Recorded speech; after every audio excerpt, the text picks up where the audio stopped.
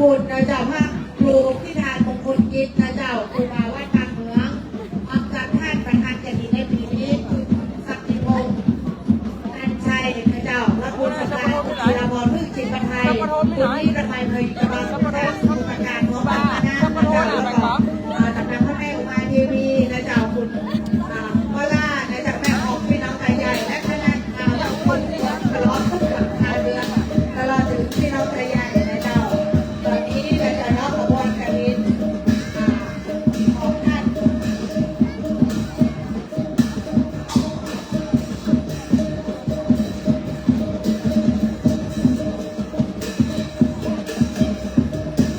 วันนี้เราจะเนาะขบวนกฐินจะพร้อมกับคณะนาของนักศิลปุเราทุกท่านนะเจ้า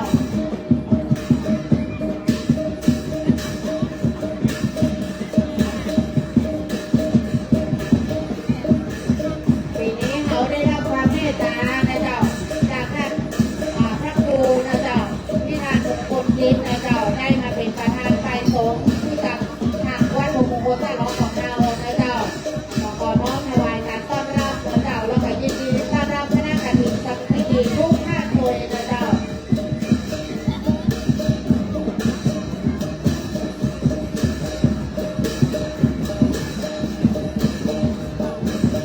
ตอนนี้นะเจ้าใครที่ยังไม่ได้ร่วมบุญงานกฐินนะเจ้าเอาใส่ทางเงินทางทองก็ได้นะเจ้าเจ๊ตายนะเจ้าคุณจีราพรพึ่งจิตประภัยนะเจ้าก็ได้ค่ะเงินทางทองนะเจ้าของกราบนิมนต์นะเจ้า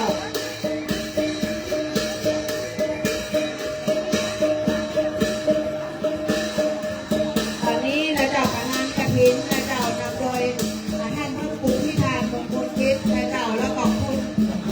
ศักดิ์พงษ์อัญชัยนะเจ้าพร้อมกับคณะนักศิลปุนะเจ้าจากคณะสถาวัดบางเมืองนะเจ้าก็ได้เดินทางมาถึงยังบริเวณพิธีนะเจ้าอันนี้ประธานกฐินในปีนี้นะเจ้าและมีกฐินสามัคคีร่วมคือคุณสำราญคุณจิราพรพึ่งจิตประภัยนะเจ้าคุณนิรมัยพีกระบังพร้อมกับคณะเจ้า จากสมุทรปราการนะเจ้าเนาะพี่น้องตาใหญ่ทุกคนทุกท่านตัวเองนะเจ้าอาจจะเย็นๆนะเจ้าให้ขบวนกันเข้าไปก่อนนะเจ้า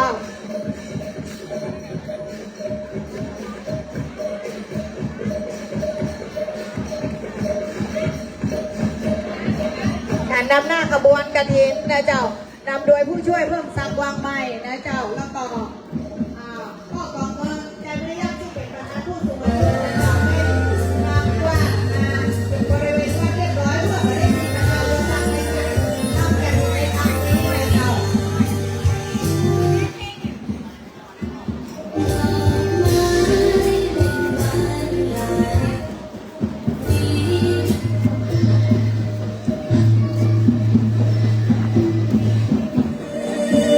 ตอนนี้นะเจ้ากฐินของเฮานะเจ้าจะได้วนรอบองค์นะเจ้าพระ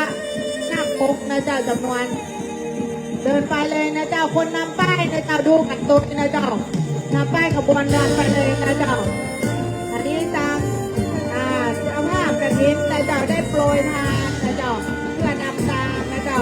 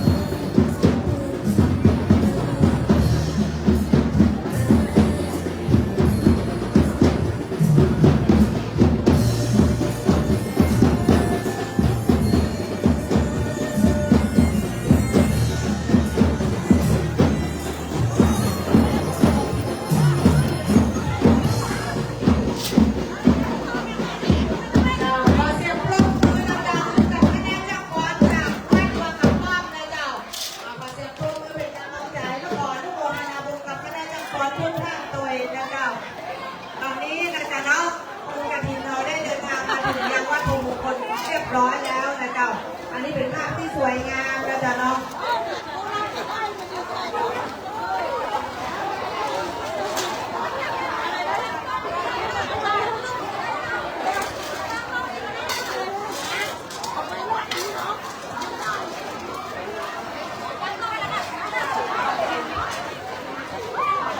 หลังจากที่เดินทางมาถึงแล้วนะจ๊ะท่านที่จะได้เข้ามาในพิธีนี้นะจ๊ะขอเรียนเชิญนะจ๊ะกินน้ำก่อนก็ได้นะจ๊ะมันร้อนเนาะนี่นะจ๊ะขอเรียนเชิญนะจ๊ะแล้วพักเพื่อหายเหนื่อยสักครั้งนะจ๊ะแล้วเข้ามาในศาลาที่บริเวณพิธีของเรานะจ๊ะก็ต้องขอสุมาภัยนะจ๊ะศาลาอาจจะแคบไปน้อยนึงนะจ๊ะแล้วก็เป็นงั้นนะจ๊ะวันนี้เราตั้งใจมาทำบุญกันนะจ๊ะเย็นอยู่เนาะเจ้าขอบคุณเจ้าถ้าใจเย็นใจห่มเนาะมันเป็นเย็นเย็นนะเจ้าเย็นมาก ขอบคุณพี่น้องบางทีนะเจ้า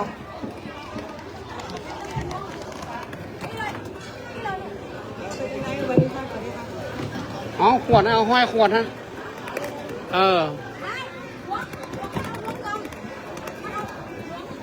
เจ้าตอนนี้นะเจ้าเนาะทางโรงทานนะเจ้าของคุณนิรมัยพีกระบังจากสมุทรปราการนะเจ้ามีขนมนะเจ้ามีทุกอย่างนะเจ้าแจกด้านข้างนี้นะเจ้าท่านใดที่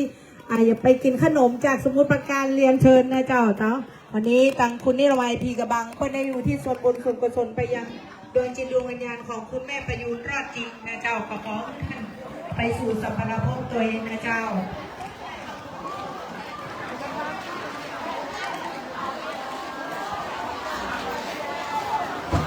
เดี๋ยวคณะกรรมการเขาช่วยเตรียมสถานที่เตรียมบริเวณพิธีให้เรียบร้อยนะเจ้าหลังจากนั้นก็จะได้ยกไม้ขึ้นกับทางคณะสงฆ์นะเจ้า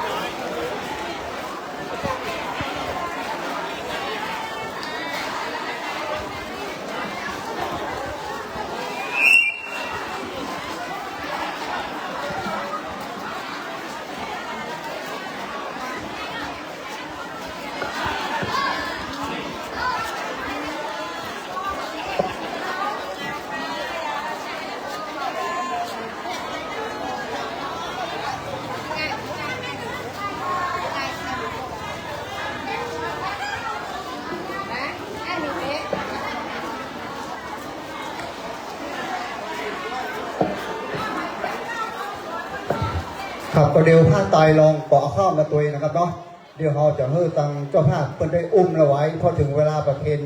เขาก็เดี๋ยวเฮ้อเจ้าภาพเพิ่นไปประเคนนะครับอันนั้นมันเป็นตาเอกเนาะตายเรื่องฟ้าตายลองนะครับสำหรับพ่อบ้านเขานะครับช่วยกันยกมากันเอาเฮ้อเจ้าภาพเพิ่นเอาเฮ้อเจ้าภาพเพิ่นที่เพิ่นเอาผ้าตายมานะครับเดี๋ยวถ้าหลังจากพิธีการเขาแล้วก็จะเฮ้อเพิ่นได้ประเคนนะครับเนาะตายผ้าตายเอาไปหมดเลยผ้าตาย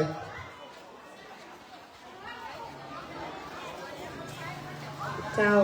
เอาไปหมดนะครับถ้าตายนะเอาไปหมดถ้าตายที่เป็นถ้าตายเอาไปหมดเลยเอาไปหมดเลยมีกี่หื่นเอาไปหมดเลยเอาผ้าไปเอาผ้าไปตัวก็เหมือนกันน้องถ้าตายมีหน้าเนาะเดี๋ยวตอนที่ผ้าไปเดี๋ยวเราไปเป็นสวยนะครับอันนี้เป็นอะไรมาช่วยกันเนาะได้ครับ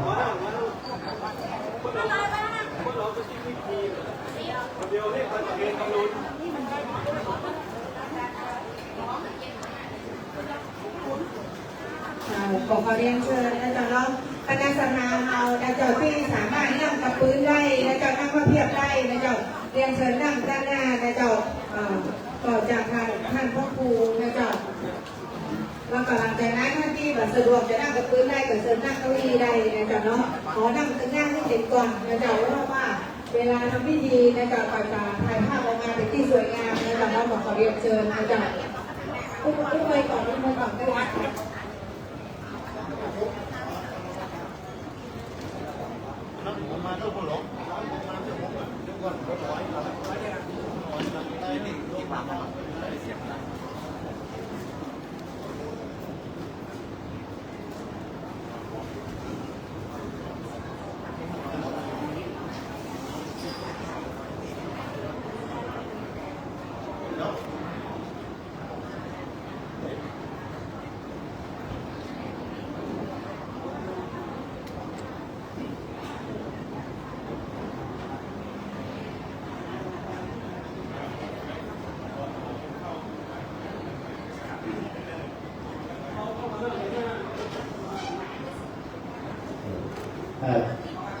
ผู้น้องแก่ครับก็มานั่งในศาลาหน้าที่เลยนะน้องเดินเกินก็มานั่งเป็นแบบนอกก็คือของปัจจุบันที่นั่งเก้าอี้ได้นั่งเก้าอี้ที่นั่งกันพ่อแม่ได้มานั่งทำพิธีปัจจุบันการเอาในศาลานะครับน้องเดินเกินนะครับ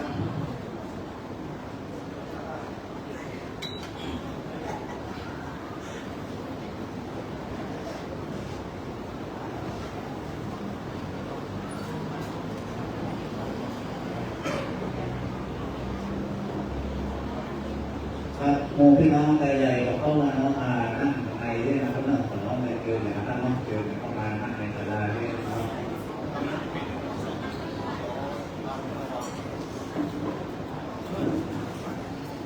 เป็นเราพี่น้องแต่บางเป็นเราเราตั้งให้เลยนะเราตั้งให้ดีคือเป่าคือว่างนะนั่งใจสุขมคุณที่มาใจนั่งตั้งให้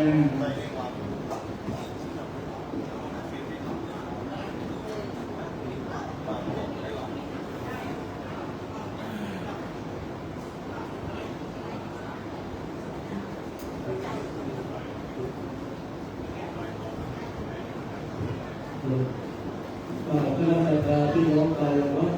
ที่ได้ทำกิจการนี้เข้าไปอยู่ในนี้เข้ามาทำการเรื่องร้องไปที่อาจจะมีเรื่องอยู่นะครับเข้ามาเรื่องของงานนะครับ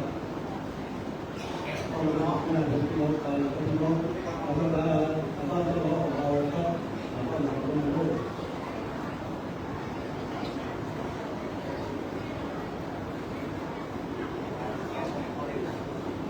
ครูบาก็เข้ามาหน้าด้วยจะได้คุณมากครับเข้ามาหน้าของว่าครับ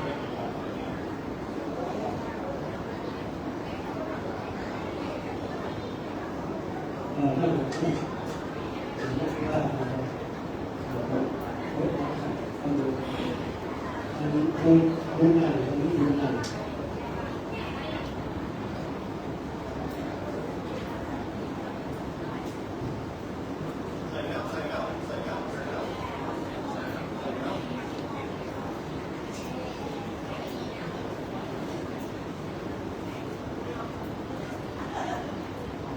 ผู้น้องที่อยู่รอบๆเลยมาเข้ามาตรงไหนตรงไหนนะครับ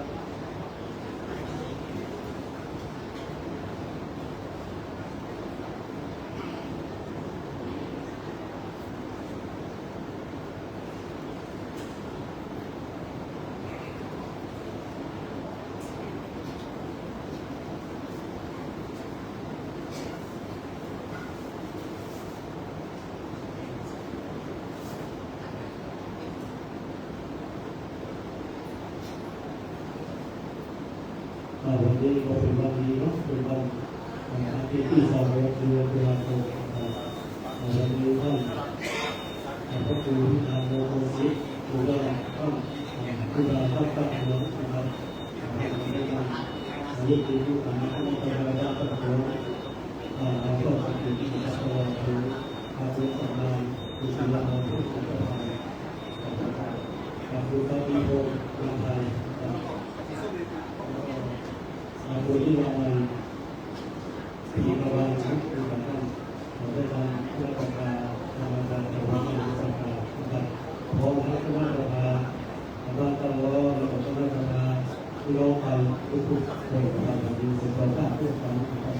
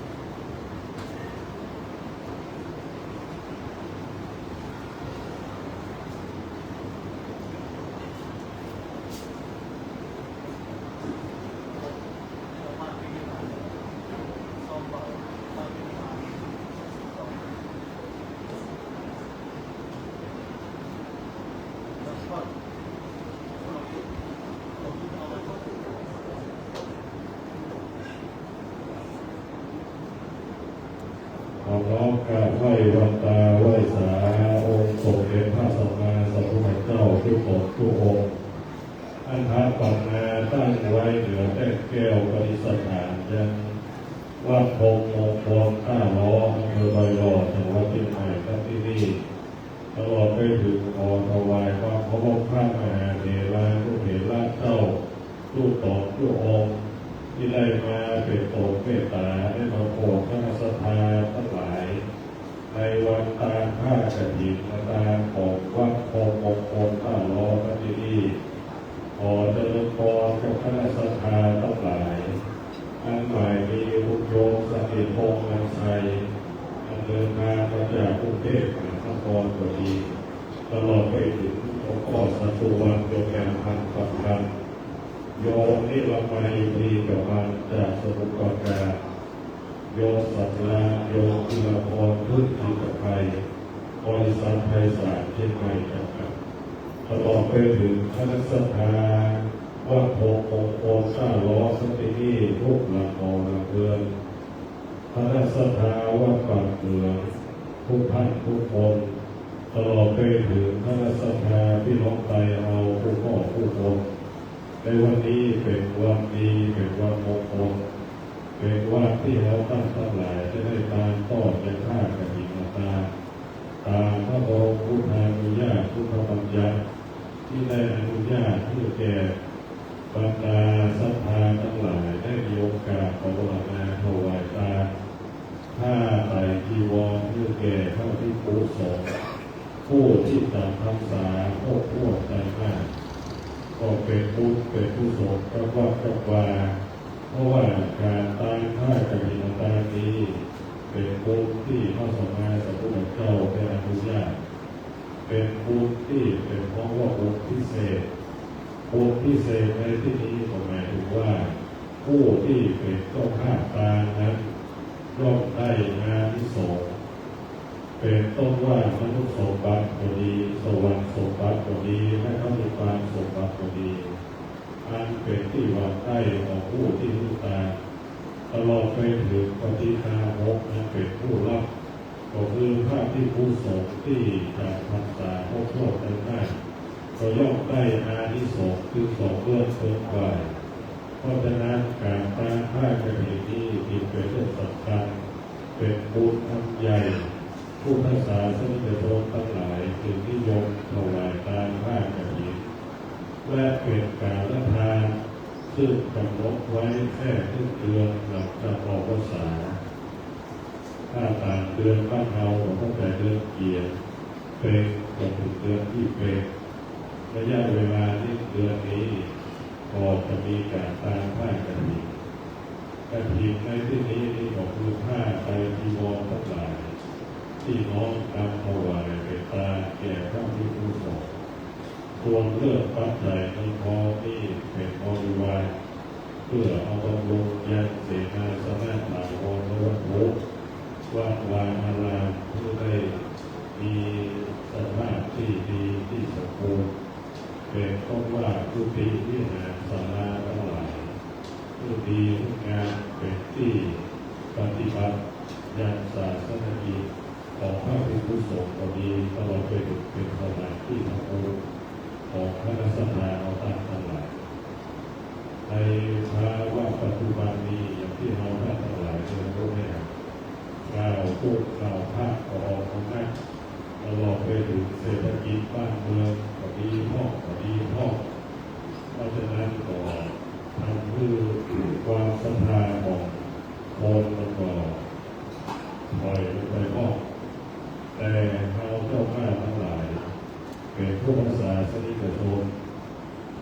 เชื่อในพระธรรมที่พระพุทธเจ้าได้พระพยาสัมปัญโยว่าบุคคลนั้นที่ทำบุญกุศลย่อมจะเป็นที่พึ่งอันประเสริฐเพราะฉะนั้นพระพุทธเจ้าจึงมีพุทธภาษิตว่าผู้มีปัญญาพึงขวนขวายในการกระทำบุญการกระทำบุญก็เป็นต้นว่านิทานก็ดีรักษาศีลก็ดีสวดมนต์เมตตาภาวนาก็ดีอันนี้ ทำให้มันเกิดบุญกุศลขึ้นในจิตในใจอย่างวันนี้ทุกท่านทุกคนก็ได้เสียสละยังจะทุกปัจจัยพยาวันพุทธานำมาเป็นคนโอมงคลตั้งรอเราที่นี่ที่ได้เป็นบุญเป็นกุศลเป็นที่ไหวที่สาที่ความเป็นยาของบุญของกุศลคือวันนี้ศาลเจ้าเก่าเจ้าสถานทั้งหลายฝ่ายคณะกรรมการได้มาให้มารวมบุญเป็นกุศลกันแสดงว่าวัดพงมงคลที่นี่เป็นสถานที่ศักดิ์สิทธิ์เดินทางกันมาจากต่างจังหวัดก็ดีต่างอำเภอทั้งหลายที่เคยมาวันนี้ก็ได้มารู้ม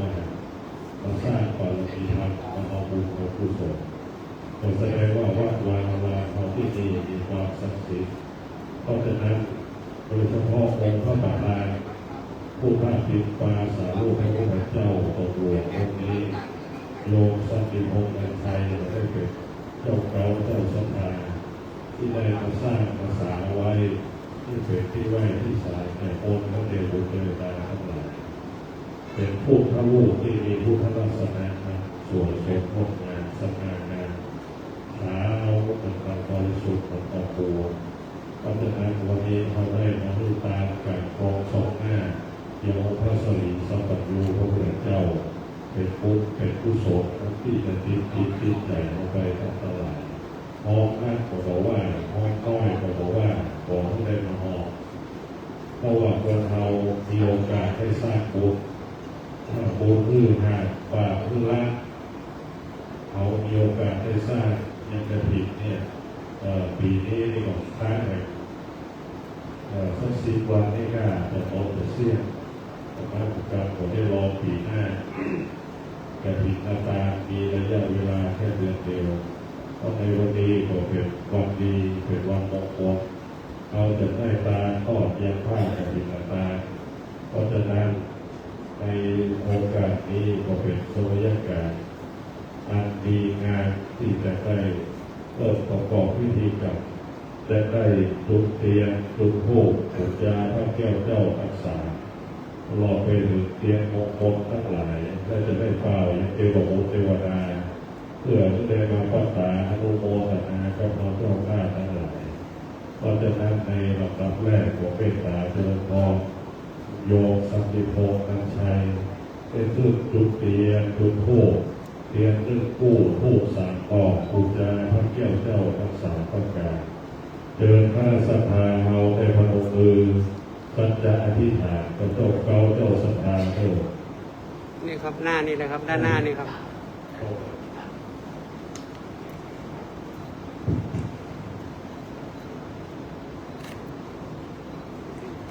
ตั้งจิตตั้งใจบูชาพระแก้วเจ้ารักษาพุทโธเมนาโถธัมโมเมนาโถสังโฆเมนาโถพระพุทธพระธรรมพระสงฆ์เป็นที่พึ่งของเราเจ้าข้าทั้งหลายการสาธาร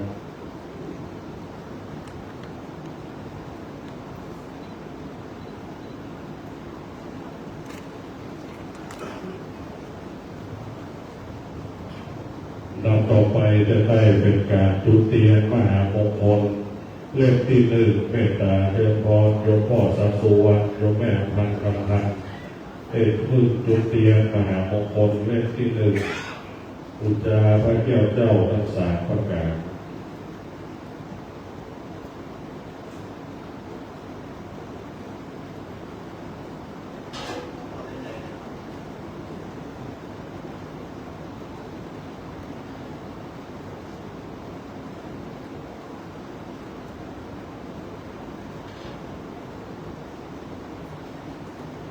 ตามต่อไปเมตตาเจริญพรคุณโยมที่ละไมตรีกบัน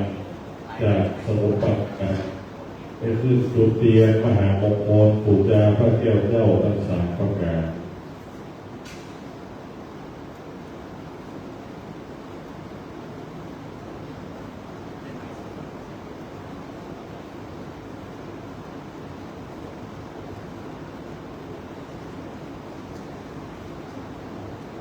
ลำดับต่อไปเมตตาเจริญพร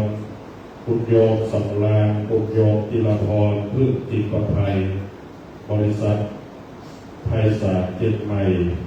จำกัดได้ขึ้นจุดเตียนมหามงคลปุจจาพระแก้วเจ้าทั้งสามประการ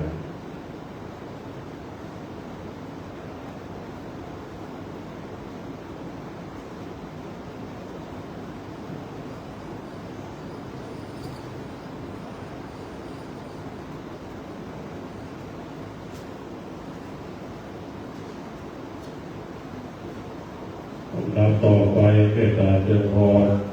โยมฝันพิรมคำบุญมั่นไปขึ้นจุดเตียนปุจจาพระแก้วเจ้าทั้งสามประการ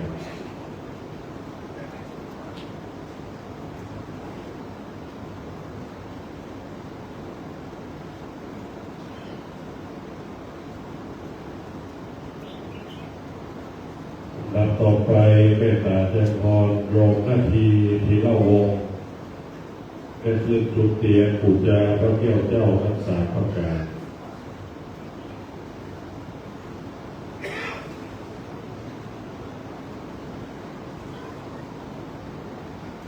ลำดับต่อไปเมตตาเจริญพรตัวแทนคณะสัทธาวัดป่าเหมืองร้อยเอกนิพนธ์ไทยะได้ขึ้นจุดเตียนปุจจาพระแก้วเจ้าทั้งสามประการ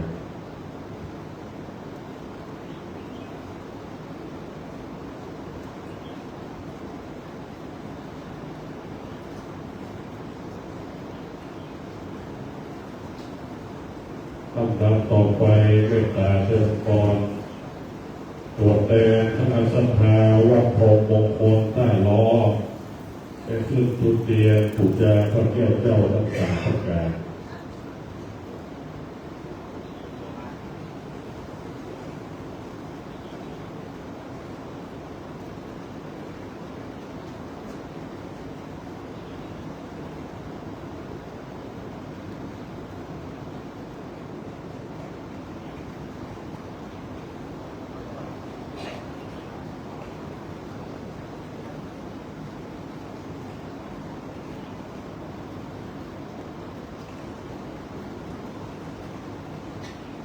ครับต่อไปเมตตาในกอนักหญิง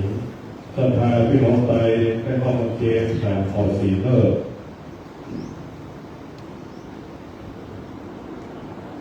ในกอพี่น้องไต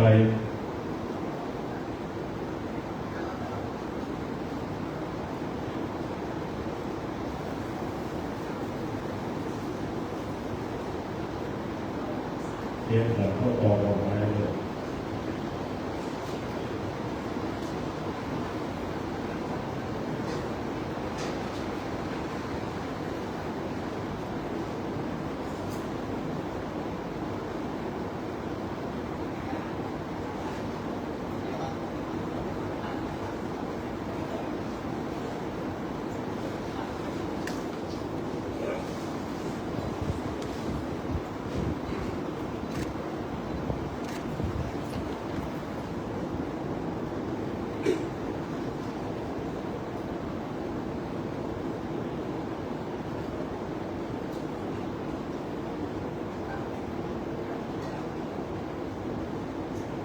โอกาสวันนี้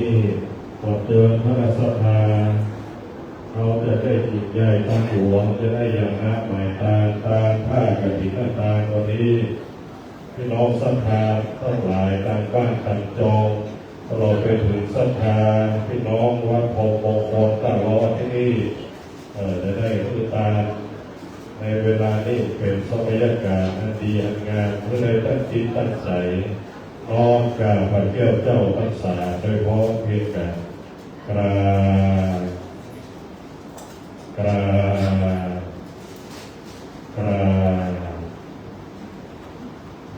สักเกกาเมจโลเปกิริสิกาลตเตจันตาลิเกวิมาเนทิเปรเทจาลเมตะโวนาคาเนอลามาเกหาวัตุมิเกเต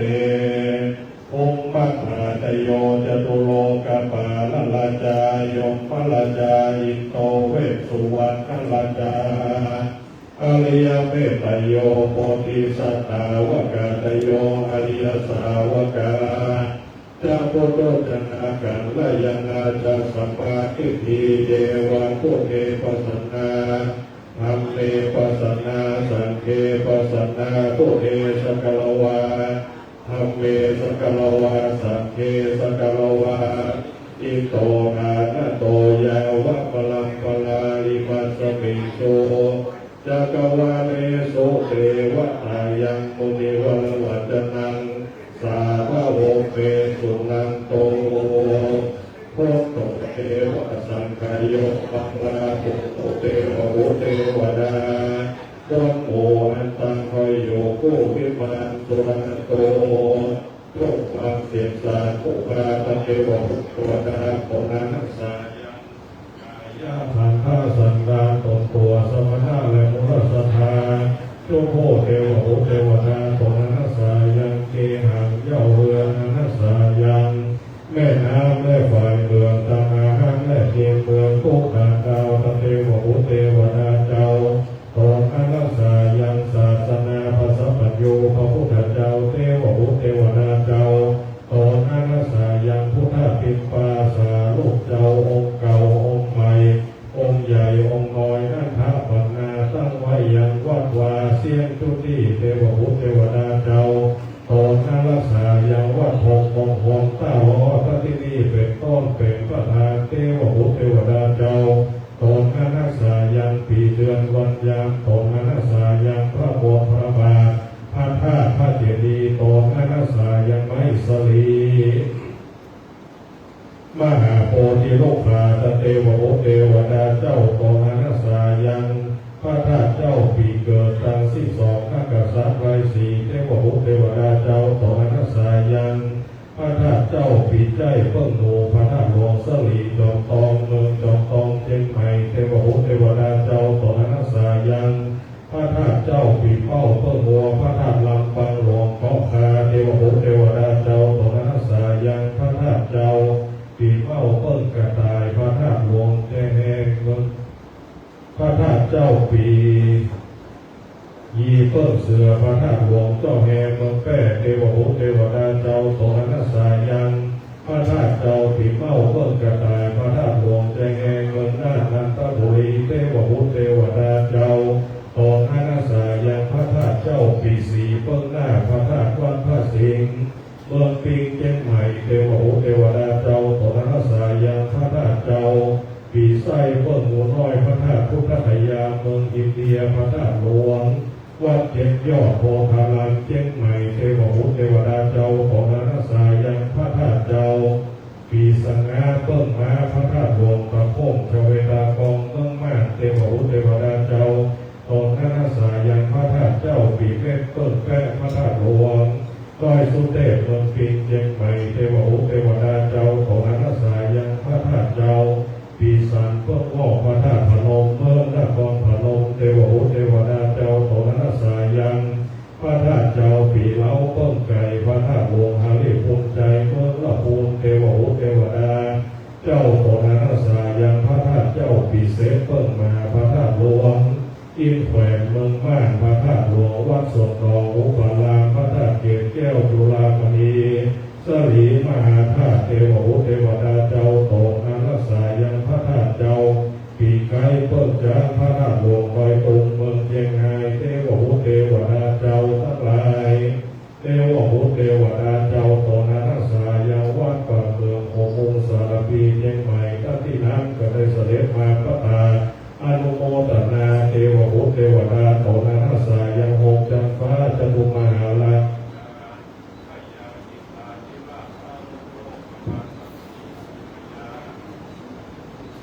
อัตตลทะพยาวิรุปัฏฐะพยาวิโรธกาพยากุเวลเวสสุวรรณเทวะโอเทวดาตนนันสา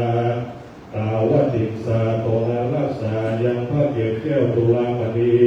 สลีมหาธาตุเทวะโอเทวดาเจ้าตนนันสาจักยามาเทวะโอเทวดาตนนันสายังโบสิตาตนนันสาบาลมีธรรมตนความเป็นบารมีโพธิญาณคือว่าพระอริยเมตไตรเทวะโอตนจะมาเป็น เป็นพระพุทธเจ้าโปรดโลกไปนาเทวบุตรเทวดาเจ้าตนนั้นรักษาที่มานรติเทวาเทวบุตรเทวดาตนนั้นรักษาปรณิมิตวัสสวัตติเทวานราตนเต้ามหาพรหมาเจ้าทั้งหลายจงตนเจ้าวราองค์ตนอันเป็นเสื้อวัดและเสื้อวาตนอันเป็นเสื้อบ้านและเสื้อเมือง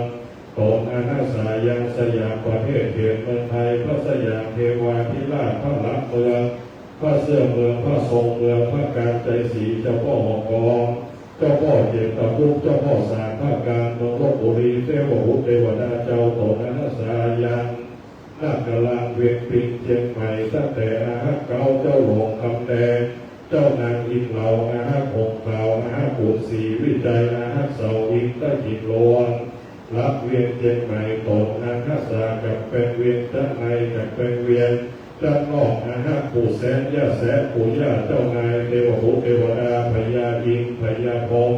พญายมมหาราชพญาอ้วกพญานาคน้ำปรมัยไอสวนเต้าตันสีแม่ธรณีเจ้าตี้เจ้าแอนเจ้าวัดเจ้าวาตนมีฤทธิเดชเจ้าอยู่ใกล้เสด็จย้ายป่าตาคือว่าติดได้เสด็จเข้ามาพระตาอนุโมทนาในบุญจิตบุญตาอันสมณะและบุรสธาผู้ฆ่าทั้งหลายจะได้ถวายตาผ้ากฐินตาในทีฆากาลผ่านวันนี้ขอเจ้าครูทั้งหลายเจ้าของเจ้าองค์อยู่ได้มาขีดเอาลายกฎหมายเอาชื่อแห่งสมณะและบุรสธาผู้ฆ่าทั้งหลายไปใส่ไว้ส่วนนภัตตาคือว่าหลับเงินหลับคำสนับจำชื่อไว้ใกล้ต่อหน้าตันตาสายาดีว่าเป็นกัดจ้องให้เงาอันจะไปเตรียมเนื้อเตรียมตนตู้ภาวะญาติอย่างเป็นข้าเป็นการนั้นจุงจะมี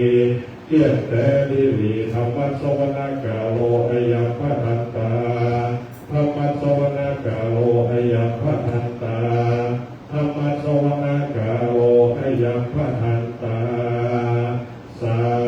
ธุนะมามิพุทธังคุณาสาการัตตังนะมามิธัมมังมุนิลาจะเดสิตังนะมามิสังฆังมุนิลาจะสาวกังนะมามิมหาเจติยังนะมามิมหาโพธิโลกังนะมามิมหาอุปอุเพลัง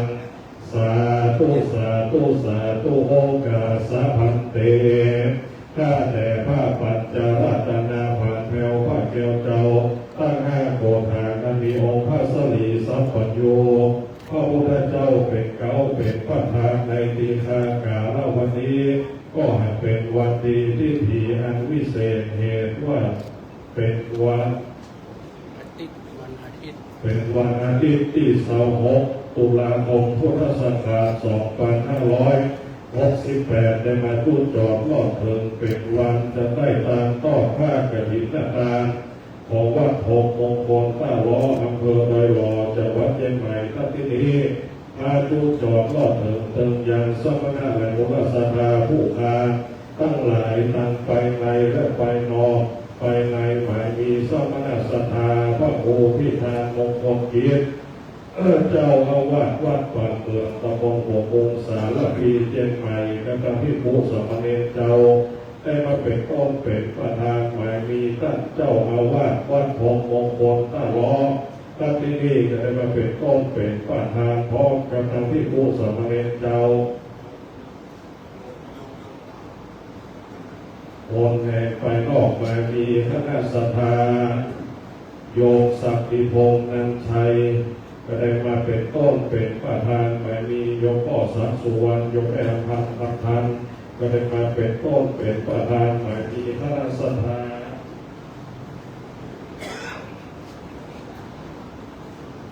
หมายมีคณะศรัทธาคุณที่ละไมทีกบันจังหวัดสมุทรปราการก็ได้มาเป็นต้นเป็นประธานหมายมีคุณสันลานคุณจิตรพรพึ่งจิตของไทยบริษัท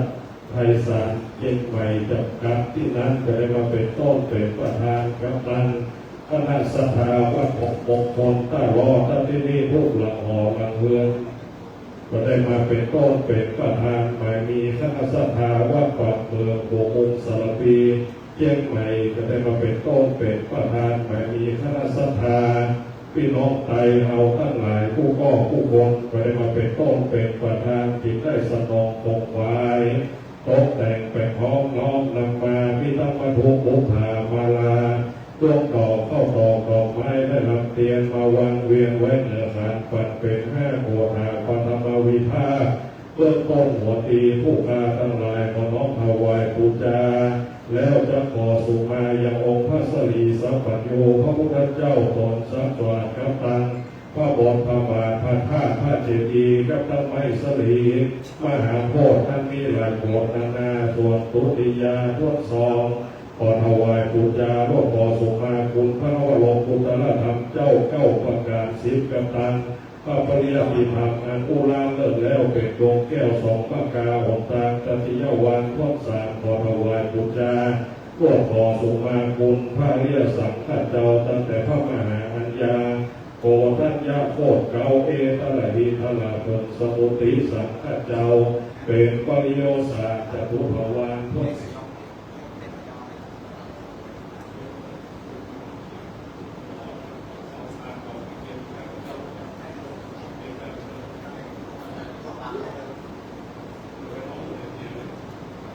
ทุภวันร่วม4พรถวายปุจจาภูพระกรรมฐานเจ้าทั้งสองอันเป็นกองสมถะกรรมฐานกองแห่งวิปัสสนาธรรมกรรมฐานดวงวิเศษอันเป็นเหตุทุกปนัสสัตว์ทั้งหลายได้เข้าใกล้ต่อเวียนแก้วยอดมาเนี่ยเหล่าปานส่วนปัจจภวานท่วงหาขอถวายปุจจาคุณครูอุปจาครูบาอาจารย์คุณพ่อคุณแม่คุณปู่ย่าตายายคุณผู้เฒ่าคุณผู้แก่คุณผู้มีอุปการละคุณตั้งหลายคุณครูบาอาจารย์เจ้าผู้ได้สั่งสอนอัคราเพียรจะนักคาถาคุณครูบาอาจารย์ผู้ได้สั่งสอนยังโลกิยปัญญาครูบาอาจารย์ผู้ได้สั่งสอนยังโลกุตระปัญญาทลาเถิดผู้เก่าผู้ป่ายผู้ตายผู้ยังอาจาริยะอาจาริยังทลาเถิดครูบาอาจารย์ในปัจจุบันที่ใส่ผู้กาทั้งหลายขอน้อมถวายปูจาแล้วจะขอสุมาหลอนว่าสมณะและกุลสธาภูกาตั้งหลายได้ประมาทตั้งอากาศละว่าได้ประมาท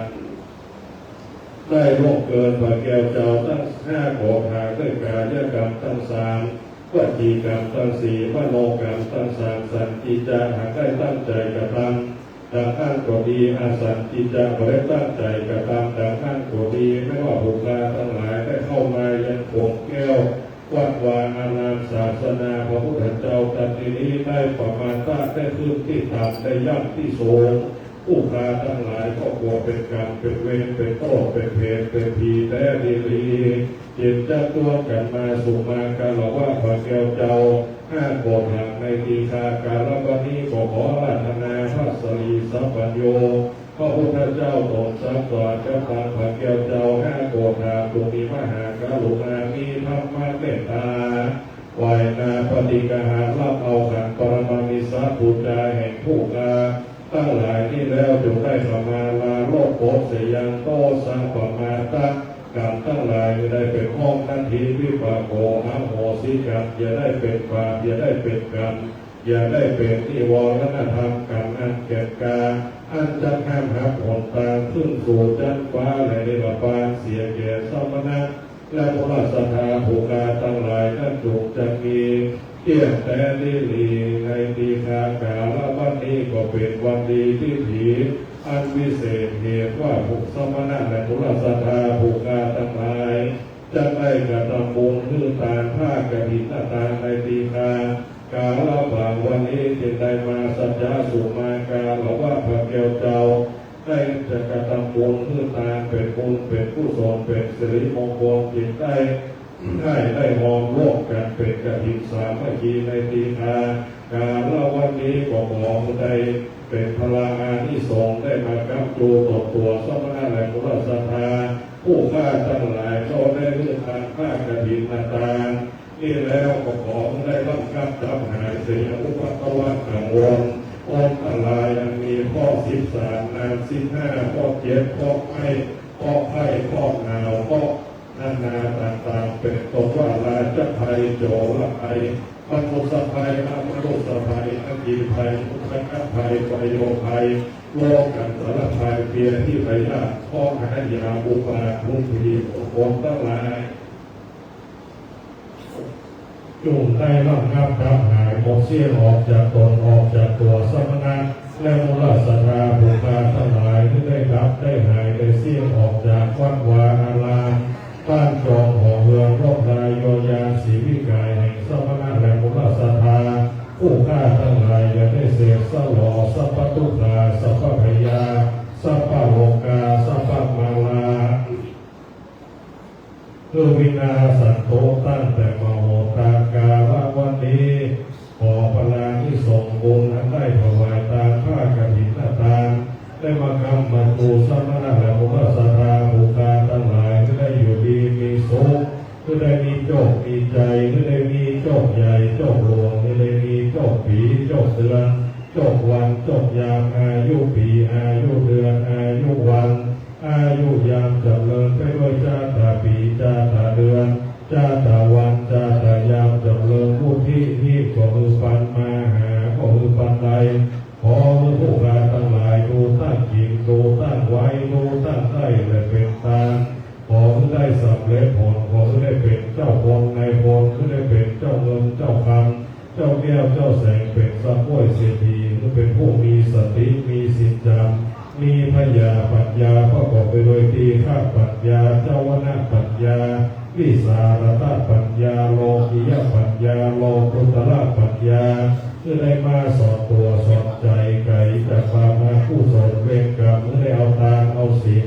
เอาภาวนาเอาบุญขององค์พระสัมมาสัมพุทธเจ้าเป็นสรณะเป็นที่จังที่เปิดและก็ผู้คาทั้งหลายจะอยู่ก็ขอมีใจ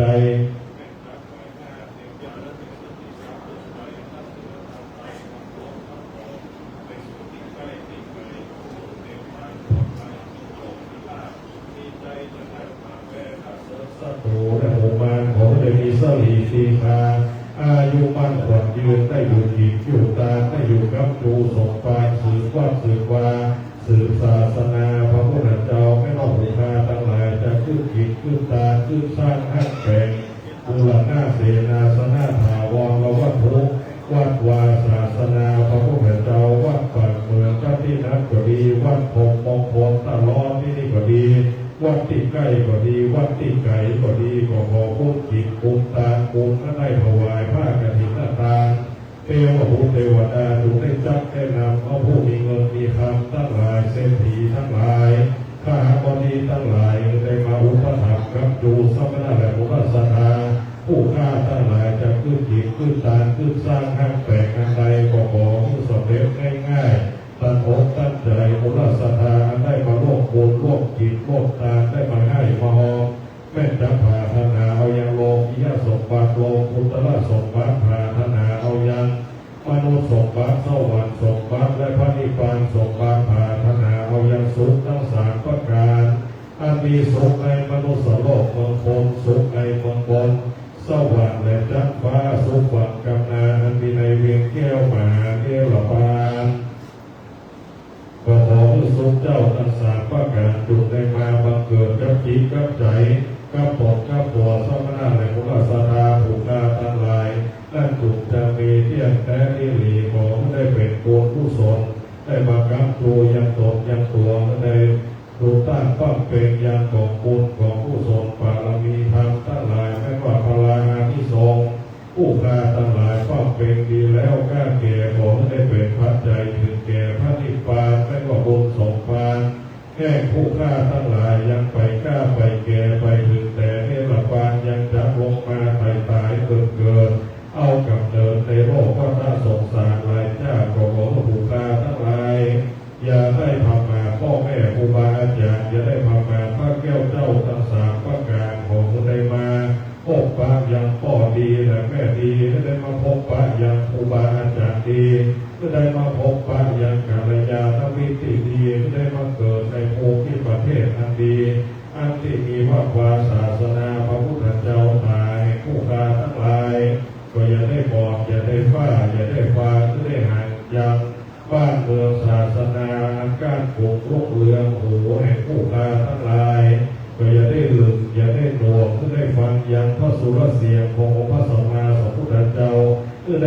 ยังสัทธะสำเนียงเสียงธรรมคำสอนครูบาอาจารย์เจ้าตั้งหลายองค์ก้าแห่งผู้คาของบอกองค์การและล้วนครบถ้วน32ประการในดูตั้งกตังบุญป้าเป็นยังบารมี10ตั้งตาหน้าบารมีศีลบารมีเนคขมะบารมี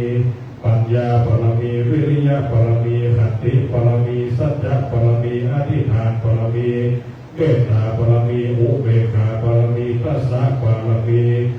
สิ่งของได้เป็นแก้วยิ่งเตียมตกในเมืองพรและเมืองฟ้าตลาดต่อเต้ารอดอมตะ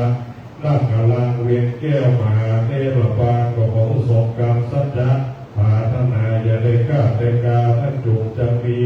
เที่ยงและนิริกุศลมุขยาได้สีอันสมณะและบุรสธาผู้ฆ่าทั้งหลายจะได้มือตามยังผ้าจะผิดหน้าตาในตีคากาลบาวันนี้ไม่รอดผู้ฆ่าทั้งหลายก็ตามได้แล้วจะมุติสามุขจิตบุญตาทั้งหลายศรัทธาจะได้ตั้งจิตตั้งใจเดินไปแผ่บุญกุศลไปหายังพ่อแม่ปู่ย่าตายายเทพบุตรเทวดาเจ้าทั้งหลายนั้นผู้ฆ่าทั้งหลายขอที่สามุขจิตบุญตาภายแผ่ให้ถึงแก่เทพบุตรเทวดาพญาอินทร์พญาพงพญายมมหาราชพญาพุทธพญานาคน้ำปรมัยในส่วนเทวดารักษาตัวสมณะและบุรสธาผู้พาตั้งหลายตกไปก่อนหน้าตกมาตามหลังตัวนักษาเกหังบ้านจองหอเรือนเทพบุตรเทวดาตกมีฤทธิ์เตชะในมาพัฒนาโมทนาขอถวายบุญกุศลทั้งหลายถึงแก่อดีตเจ้าอาวาสวัดคงมงคลต้าล้อตัที่นี่จุตนจุองขอถวายบุญกุศลถึงแก่อดีตเจ้าอาวาสวัดปากเมืองหัวมุมสารพีเชียงใหม่ที่มรณภาพไปแล้วจุตนจุองพระครูบาปัญญาที่พระครูบาหลวงปู่พระครูบานันตาพระครูบาบุญมาครูบามั่นนันทโกพระครูศิริธรรมโพธิครูบาสิงแก้ววัดปากคลองขอถวายบุญจิตบุญตาถึงแก่ครูบาอาจารย์เจ้าพระครูบาเจ้าสรีวิจัยเสรีวิจัยโยหลวงปู่ทวดหลวงปู่ดูพระครูบาอภิชยาเขาปีพระครูบาพงมาพงกัจจโกพระครูบาราชจันทองพระครูบาน้อยใจยาวังโสพระครูบาสุรินโทพระครูบาดงดีสุภทองพระครูบาจรจันสร้างรังสีพระครูบาใจยาวงศาพัฒนาพระครูบาธรรมใจธรรมจโยพระครูบาศรีวัยโพธิวังโสพระครูบาปู่แสงล่าธรรมศิริวัฒนาเจ้าสายเมืองเวียงใต้ที่เล็กพระพงมงคล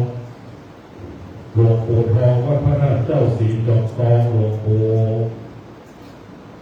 พินาศปิยะทะโลหลวงปู่หงพงปัญโยหลวงปู่กวยสุติทะโลหลวงปู่อ้อมโสระโยหลวงปู่สดวัดปากน้ำหลวงปู่เงินวัดปากทางหลวงปู่ปานวัดปากนมโพสมเด็จโตวัดละทางหลวงปู่ฤาษีลิงตามข้าหลาเถิดครูบาอาจารย์เจ้าทุตตนโจระองค์ขอถวายพระนามบุญตามทั้งหลายเป็นพระเจ้ากุศลถึงแก่อดีตบุรพามหากษัตริย์เจ้าจุตนเจ้าวระองค์ที่ได้นั่งแต้มคำเหลืองนั้นได้สืบบ้านและแต่เมืองตั้งแต่ปัทมาอนันตล้านนาพระแม่เจ้าจากพระเทวีเจ้าอนันตยศเจ้ามังตยศเจ้าปู่ปู่จ้างปู่ม้าพญามังลายมหาราชพญางามเมืองมหาราชพญาโลกเจ้าก็บุราคำแหงมหาราชสมเด็จพระนเรศวรมหาราชสมเด็จพระเอกาพระสารสมเด็จพระพินางสุพรรณกัลยาณีสมเด็จพระเจ้าตากสินมหาราชพระเจ้ากาวิราชพระเจ้าที่โลกกราชพระบาทสมเด็จพระเจ้าอยู่หัวราชวงศ์จักรีตั้งแต่รัชกาลที่1ที่2ที่3ที่4ที่5ที่6ที่7ที่8ที่9ขอถวายบุญพื้นแก่พระนางเจ้าสิริกิติ์พระบรมราชินีนาถพระบรมราชชนนีพันปีหลวงสมเด็จย่าสมเด็จพระพี่นางเธอพระลาเพิงพระบรมวงศานุวงศ์เจ้าจุตนจุวระวงศ์ขอพระนามบุญหูกาทั้งหลายจะได้ไปเถื่อนไปกับที่พระสัมปติท่านทั้งหลายจะได้ยิ่งยศกว่าเก่าร้อยเต้าพันปูนขอแผ่ภายพระนามบุญนี้ไปรอดแก่บุพกาลีผู้มีพระคุณพระคุณแห่งสมณะและมูลศรัทธาผูกงานร่วมโปมอลนาไปสู่ปรโลกไปนาในเจ็ดพระคุณเป็นเก้าไปป้อในเก้าพระคุณเป็นแดนไปแม่แสนพระคุณไปปู่ย่าตายายเอาเจ้าขอตั้งทั้งหลายแต่มาพัฒนาโมทนาขอแผ่ภายพระนาบุญตา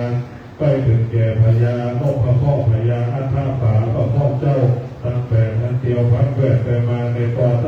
12ราศีอันมีพระอาทิตย์พระจันทร์พระอังคารพระพุธพระพฤหัสพระศุกร์พระเสาร์พระราหูพระเกศพระนาวากาศตังเก่านักขัตฤกษ์เจ้าสัพเพียของในพระพัตตาอนุโมทนาขอแผ่ฝ่ายพระนาบุญตาไปหายามพ่อเกิดและใกล้เกิดเจ้ากรรมและนายเวรสัพพสัตตาทุกดวงจิตทุกวิญญาณ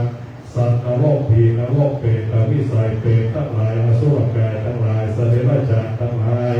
สัมภเวสีทั้งหลายดวงวิญญาณ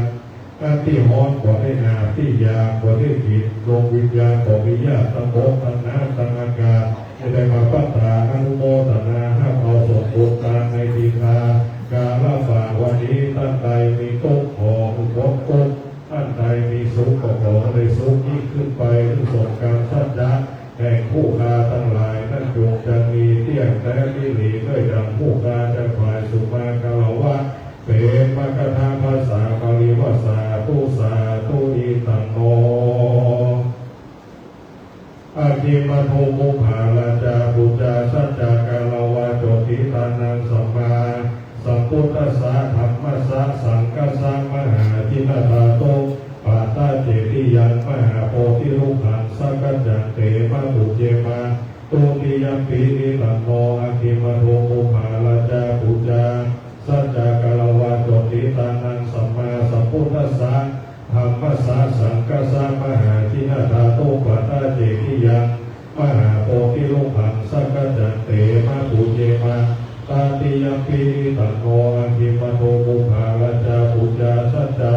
กาลวะโจติตานังสัมมาสัมพุทธัสสะธรรมัสสะสังฆัสสะมหาทิฏฐาโตปาตาเจติยันมหาโพธิรูปังสักกัจจันเตมาปุเจมาอาจโยโมพันเตอาจกัมมายะถาปาเรยะถาปุระเหยะถาปุสะเรเยมะยังพุทธธรรมสังฆะกัมมัฏฐานังกัมมัฏฐานาตายกาจริยสังฆาเตโสปัจจารตเนโสงติเทวาปัจจุปันเนวาอาวิวายะติวาระโหวากาเยนะวาวาจายะวามนัสสาวาปะมาตังวาอากาลวังวาอากาสิมาทิสายะถาธรรมังปฏิกาโลปันเตสันโนปันเตพุทธาธิรัตนาปัจจกังอนุกัมปังอุปาทยาอาจยังอาจยะโตปฏิกังนาโตกัมมันโตกายติสังวริสามานาโพเนวังปฏิกาลิสามานิจังวัตานิปานังสุขังวัตานิปานังสาลังวัตานิปานังสัจจสุมากาลวะตานังมหากฐินาตานังนิปานังปาลมังโสขังสาธุสาธุสาธุอะระหังสัมมาสัมพุทโธภะคะวาพุทธังภะคะวันตังเต